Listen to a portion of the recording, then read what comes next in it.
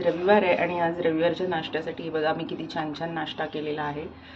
भरभरून प्रोटीनयुक्त अतिशय सुंदर आंबोळी केलेली आहे। तर बघूया आपण आता।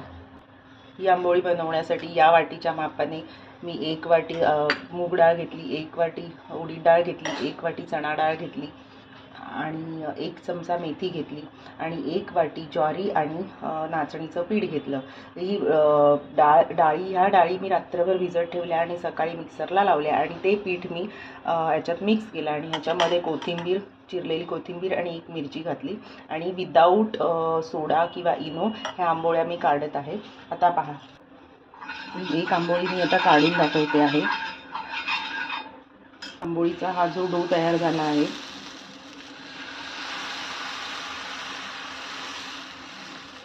तो आता मी पसरवून आता हे झाकून ठेवते आणि आपण हे सो हा